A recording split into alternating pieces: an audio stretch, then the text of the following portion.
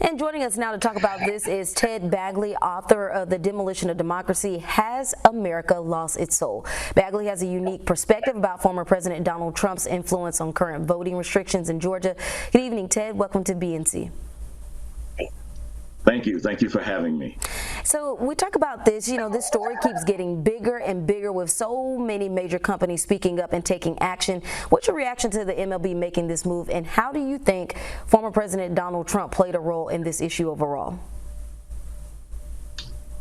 Well, personally, I like the idea of corporations getting involved in these decisions because every election has consequences. Mm-hmm. And the legislative decision that was made by Kemp actually brought on the actions that you're seeing today. And each corporation, in addition to making whatever products they make, they have an obligation to their communities.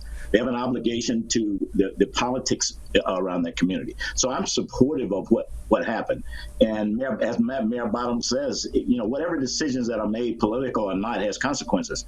And as a result of those consequences, someone will suffer.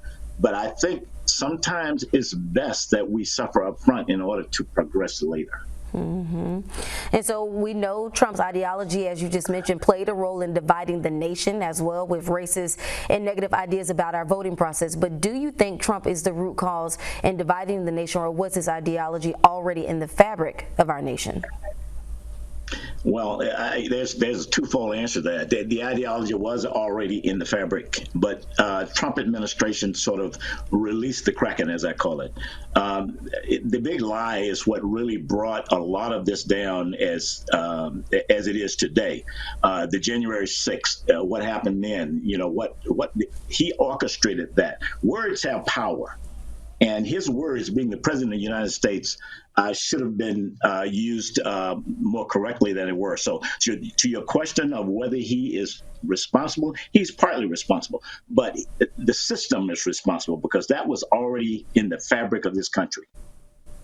And so Brian Kemp basically taking shots at saying that this is just basically to kind of play off the backs of President Biden, what he wants and what Stacey Abrams wants. Do you think that this is about politics in terms of this Georgia voting law?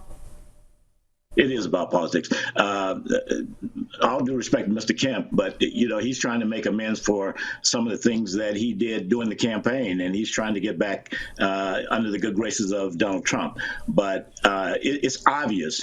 What happens is when a system learns to play within a system, we learn how voting is our key. When we learn how to vote and change Georgia from red to blue, mm-hmm. Now they want to change the goalposts. They want to change the game again. So this is what the Kemp decision, the legislative decision, did. They want to change the game.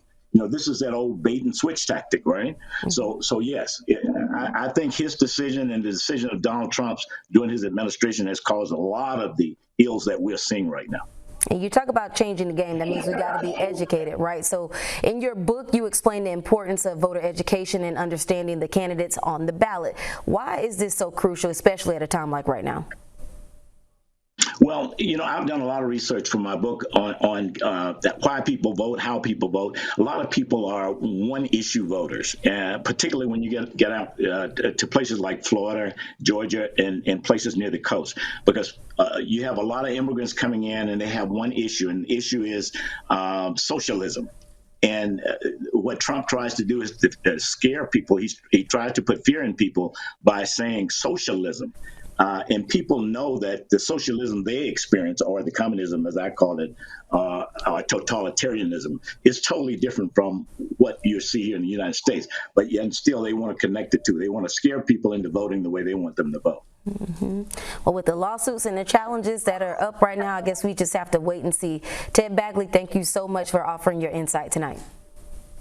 And thank you so much for having me. Of course.